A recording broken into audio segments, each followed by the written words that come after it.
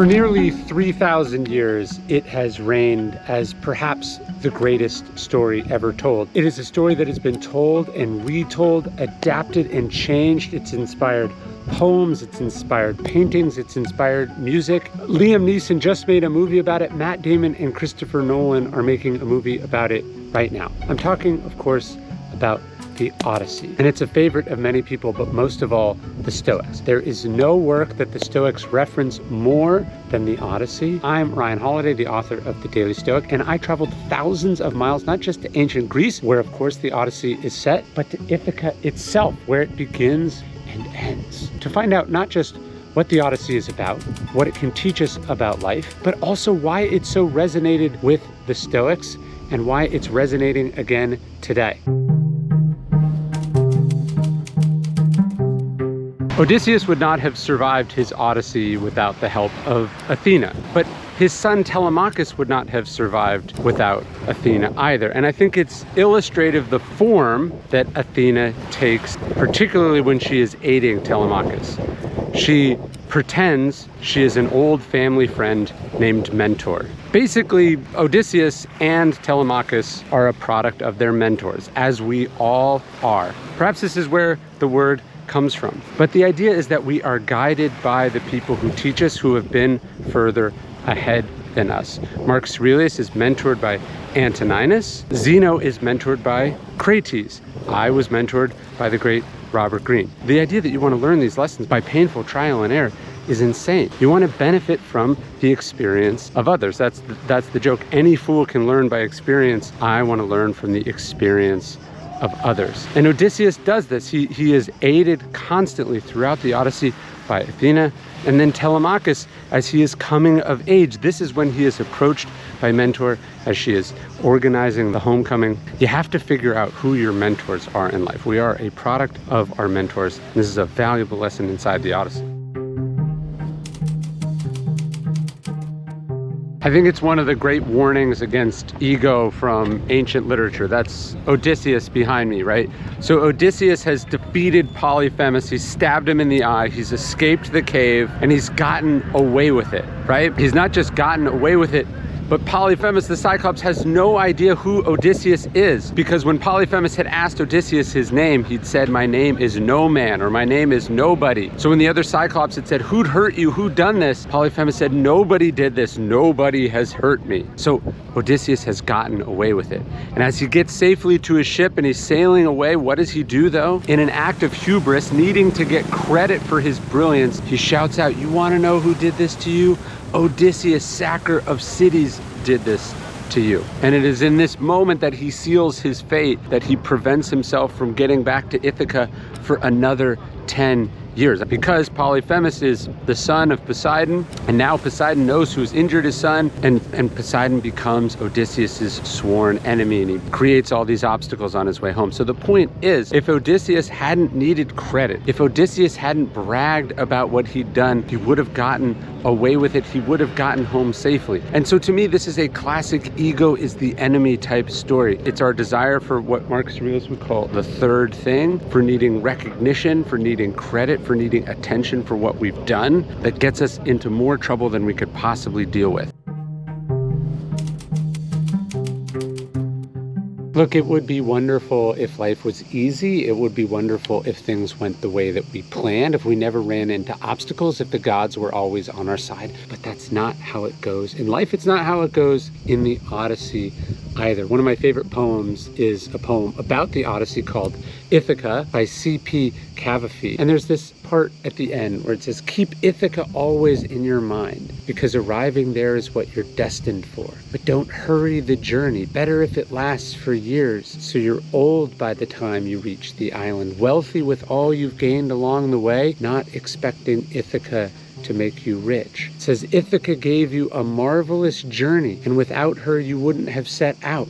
She has nothing left to give you now." And then it ends, "If you find her poor, Ithaca won't have fooled you. Wise as you will have become, so full of experience, you'll have understood by then what these Ithacas mean." I guess that this is a long way of saying, like, the journey is the destination. It's what we learn along the way. It's what we learn about ourselves. That is what we're actually after. When the Stoics talked about how the obstacle is the way, they didn't mean that you would always arrive at the Ithaca you hoped for. It might take longer than you expect. It might throw you wildly off course. You might end up somewhere very different than you ever would have liked to go. This is, of course, what happens to Zeno, who is traveling in the same Mediterranean as Odysseus, and he suffers this shipwreck. He washes up in Athens, not his destination. He loses one career, but he gains another. He becomes a philosopher. And later he would say, I made a great fortune when I suffered a shipwreck. Right? Because it drove him to philosophy. So sometimes we think Ithaca, and this is Ithaca behind me, sometimes we think Ithaca is one thing, or we think Ithaca is supposed to be a certain way. But we don't know. We're not in control. The gods are in control. Fate is in control. Some timing we don't understand is in control. And so that's a good thing, or rather we can make it a good thing in how we respond to it and who we become as a result of it. And most of all, of course, what we learn from it. Everyone knows about the sirens on the rocks. It's one of the most enduring images in all of literature. Beware the sirens on the rocks, the sirens call. Chris Hayes just wrote a book with that exact title, The Sirens Call. But what most people don't understand about the sirens, and I didn't even get myself at first, the sirens aren't singing this song that is beautiful to everyone. No, they are singing a very specific song to each and every person. What their song is doing is telling people what they want to hear. Every sailor's song is different. And I think this image applies very much to where we are today, and actually what Chris Hayes' book is about, where the algorithm is personalizing, where AI can generate incredibly specific things, where we can so easily fall into an information bubble. The sirens call, the sirens on the rocks, are this misinformation and disinformation, us being told the world is the way we want it to be, or the world is the opposite of the way we want it to be. And isn't that engaging and aggravating and incredibly triggering? And so we have to learn to resist this call, to resist the call of our apps, of our phones, of the algorithm. We have to know that people are trying to deceive us and activate us and aggravate us. In Meditations, Marcus Aurelius says that one of the things he learns from his philosophy teacher, Rusticus, was not to fall for every smooth talker. That's what the sirens are. The sirens are demagogues. The sirens are influencers. The sirens are the CEOs of tech companies that monetize and sell and package your engagement. And so, yeah, the sirens are this idea in the Mediterranean Sea almost 3,000 years ago, but they're also something incredibly modern and perennial. And that's why it's such a powerful image. And that's why it's something we must remain aware of. We must be aware of even up and through today. Odysseus leaves Troy after 10 years of war. Does he have any idea what lies ahead? Does he have any idea what the gods have in store for him? 10 more years of obstacles and difficulties, 10 long years of travel, that he would come so close to the shores of his homeland, of his queen, of his young son, and then at the last minute he'd be blown back again. He'd face storms and temptations, a cyclops, deadly whirlpools, a six-headed monster, that he'd be held captive, that he'd suffer the wrath of Poseidon. Could he have known in those dark moments as he was suffering that back home in Ithaca that his rivals were circling, trying to take his kingdom and his wife? It's unimaginable. How did he get through it? How did he make it home despite it all? The Odyssey is a story about creativity, of course, and craftiness and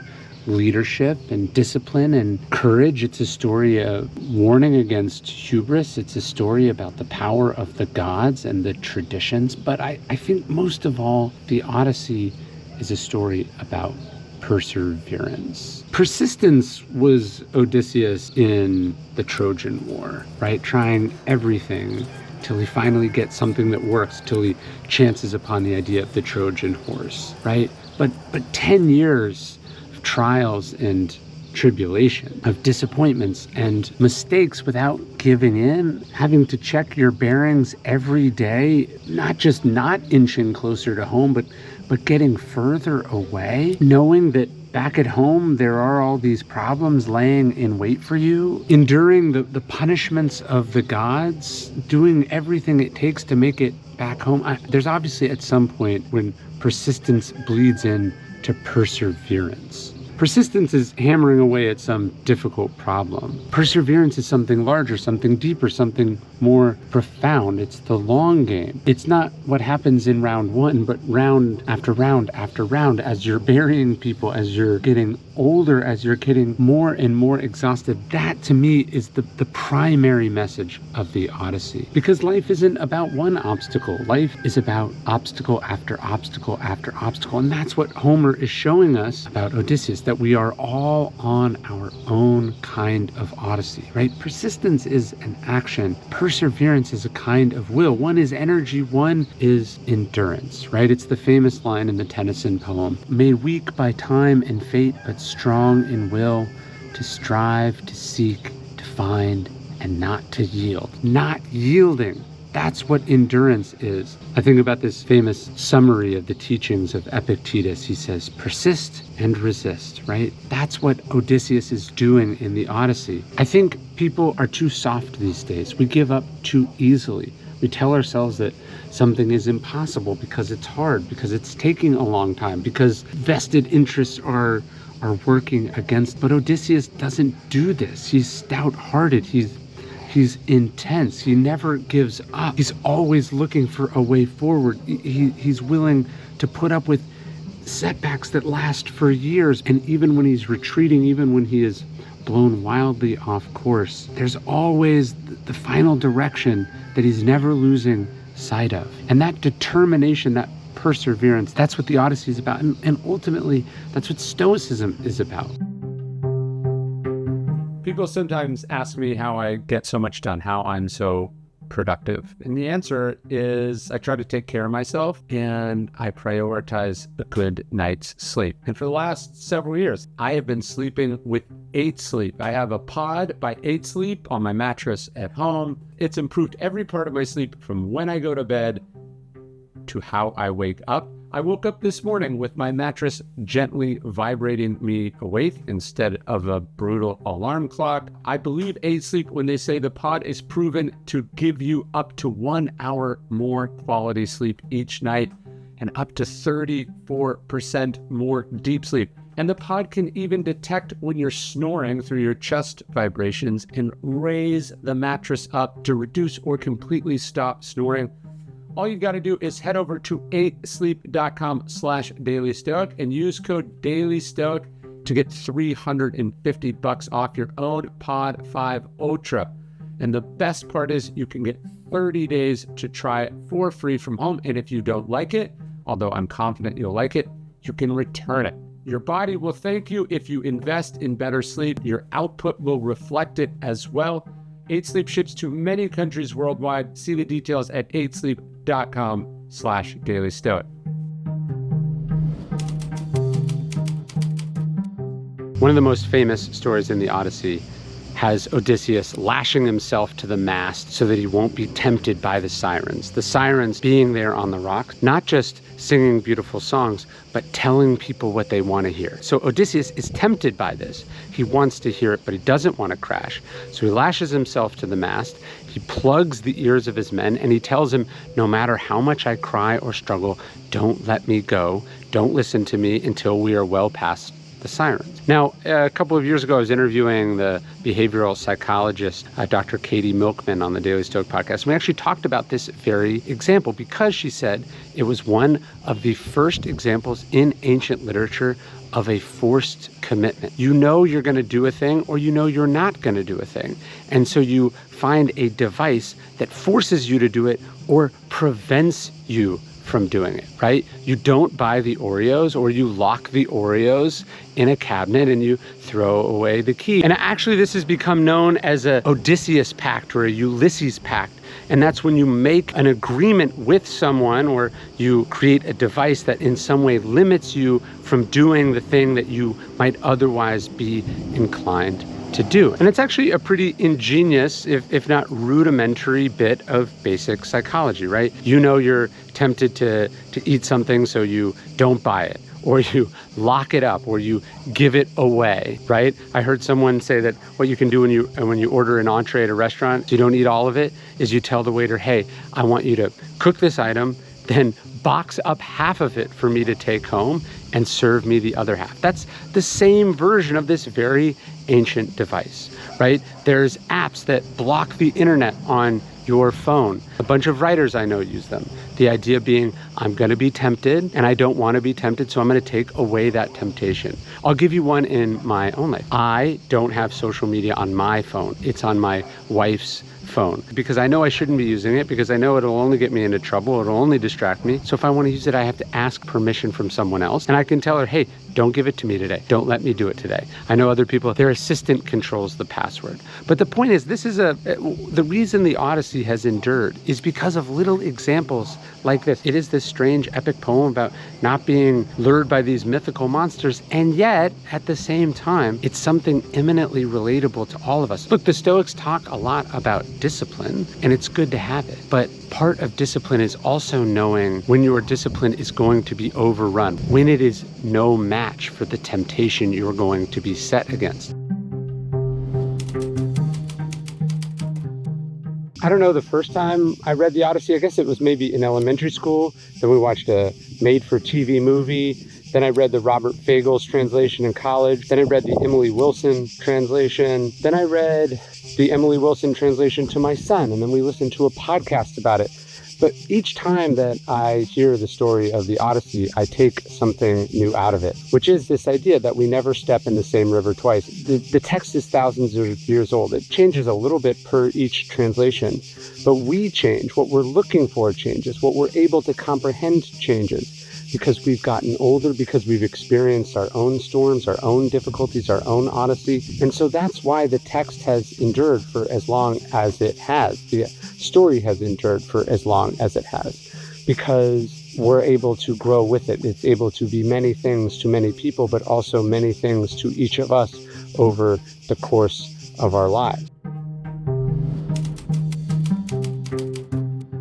One of the best translators of the Odyssey is T.E. Lawrence. Now, what qualifies him to translate the Odyssey? Is it his education in the classics at Oxford, or is it his life experiences? He has this great quote where he says, I have hunted wild boars, I have watched wild lions. He says, I have sailed the Aegean and sailed many ships. He says, I have lived with pastoral people, I have built boats, and I have killed many men. His point was that the Odyssey wasn't just this work of literature to him. It was a set of experiences, many of which he'd had, which of course informs his understanding of the text and his understanding of what the words mean in one language and another.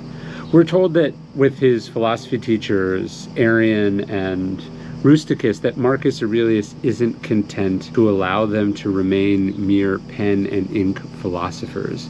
Meaning he wanted them to have real-world experiences. He wanted them to be engaged in politics and life and business. And I think this is essential for all of us. We can't just remain with our books. We can't just remain with our stories. We have to be out there in the world. We have to be engaged in the world. This is something that Plutarch talks about too, who is both a writer and a politician and a priest at the Temple of Apollo. He would say that it might seem strange to some, but it was not so much by the words that he came to an understanding of things, but it was his experiences that helped him come to understand what the words mean. I think by traveling here, I have a deeper understanding of the Odyssey. Of course, having my own experiences leading people, having my own experiences with adversities and difficulties in my life, having met some great men and women in my life, you come to understand the ideas in the Odyssey. You come to understand the ideas in the text. You come to understand the ideas from the Stoics in the philosophy better, which is why we have to remain a student of them, which is why we also have to remain a disciple of experience. We have to be going out and experiencing and learning new things and coming back to the text, and of course bringing our texts to those very things.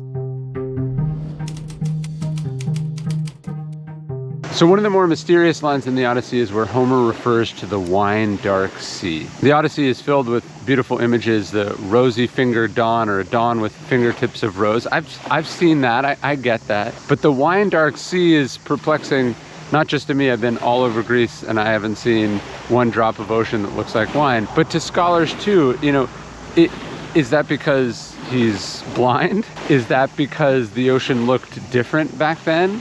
Or is it something a little bit more mind-blowing, which is like the way Homer saw colors is different than how we see colors? There's this German term, an Umwelt, like what does the world look like to someone else, particularly like to animals? And what is it like to be a bat? What is it like to be a rat? What is it like to be a Greek 2,500 years ago? We don't know.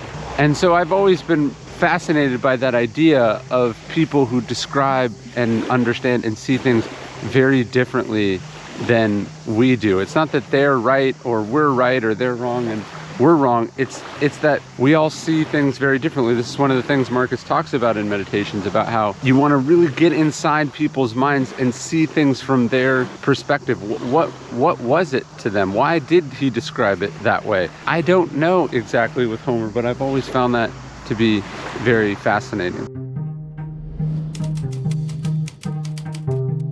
The violence at the end of the Odyssey never sat super well with me. Odysseus gets home, he finds the suitors have overrun his house. He proves that he's Odysseus, and then what does he do? He hides all the weapons, and then he and his son Telemachus kill them. He kills not just the hundreds of suitors, but all the servants who cavorted with them. But it is shockingly violent and bloody and vicious. And I think fundamentally unstoic. And we know this because a similar thing happens to Marcus Aurelius. Marcus has this chronic health condition, so rumors spread that the emperor has died. And his most trusted general, Avidius Cassius, names himself emperor, which puts Marcus's children and his wife in danger. It puts the future of the empire in danger. I tell this story in The Obstacle is the Way. We know how a Stoic would respond to this, and it's not with violence. Marcus does have to deal with it, but he tells his men that he wants to use this as an opportunity to teach future generations that there's a right way to deal even with civil wars. And Cassius is assassinated. We're actually told this happens over Marcus's objections, that he weeps when he's brought the head of his enemy because he has been deprived of the chance of granting him clemency. And then we're told that Marcus writes a letter to the Roman Senate and says that he wants everyone involved in this pardoned. He says, "Do not stain my reign in their blood." He says, "May it never happen." There's this quote in Meditations about how the best revenge is to not be like that. And we find that Odysseus, over the course of his travels and then his arrival home, he has hardened. He has lost a part of himself. He has become vicious. He has become brutal. He has become cruel. He's become desensitized. And that's how, sort of like that, he's able to order the killing of dozens and dozens of people. He stains his palace in blood. He stains his reign in blood. And so I've always thought of that scene. How could Odysseus have handled it differently? Obviously, you can't let people walk all over you. People have to be held accountable for their excesses and their abuses, and in his case, for enormous expenses they levied on the kingdom. But there was probably some punishment between letting them walk all over you with impunity and murdering them in what is effectively cold blood. Odysseus is not a hero. He is a man to be pitied. He is tragic and flawed.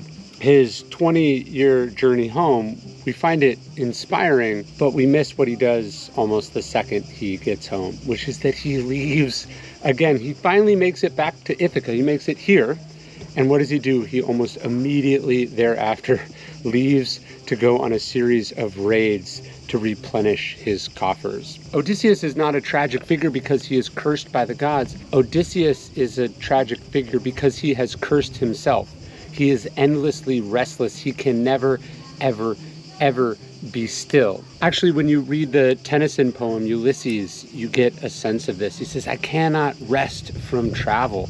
The whole poem is about him sort of handing the reins over to his son, Telemachus, because he's going to travel again. How dull it is to pause, he says, to make an end, to rest unburnished, not to shine in use. He is a machine. He is human doing, not human being.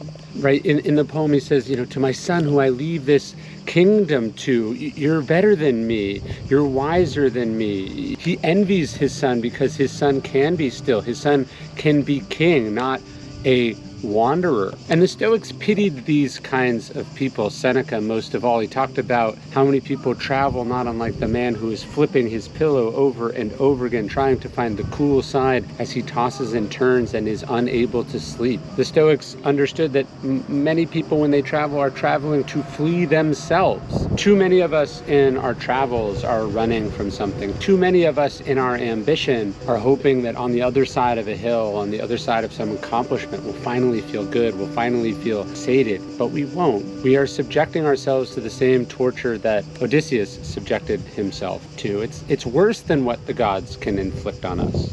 When Marcus Aurelius says that life is warfare and a journey far from home, he is describing, again, the tragic nature of his fate as the emperor. And that is the cautionary tale of the Odyssey, something we might miss in the first readings. But as we go over it over and over again, we start to see that, yeah, we wouldn't want to trade places with Odysseus. In fact, we don't want to be anything like him. When was the Odyssey written? Was Homer blind? Is Homer the guy that wrote it? Did Odysseus exist? Is this place, Ithaca, is this where it actually happened? Is this what it was all about? Seneca says it doesn't fucking matter. We get so obsessed with trivialities when it comes to literature and history. He says it doesn't matter where these things happened to Odysseus. He says where he ran into these storms. He says what matters is that we are running into our own storm, our own spiritual storms, that we have more trouble than Odysseus ever had to deal with. And we should take from this a reminder that the purpose of history, the purpose of literature, is about moral questions. It's about how to be a good person. It's about how to deal with life. What matters is that we learn from Odysseus's hubris. We learn from Odysseus's cunning. We learn from Odysseus's determination and perseverance. We learn about his love of country. We learn about his creativity. We learn how he outsmarts the Sirens. We learn from the terrible dilemmas and betrayals that he makes along the way. That is the purpose of learning. That is the purpose of history. That's what a place like this teaches us. Whether this is literally the place that it happened, whether it literally happened or not, doesn't matter. What matters is what we learn from it and whether we apply that to real life. Every day I send out one Stoic-inspired email totally for free. Almost 1 million people all over the world. If you want to take your Stoicism journey to the next level, I would love for you to subscribe. It's totally for free. You can unsubscribe at any time. There's no spam. Just go to dailystoic.com/email. Love to see you there.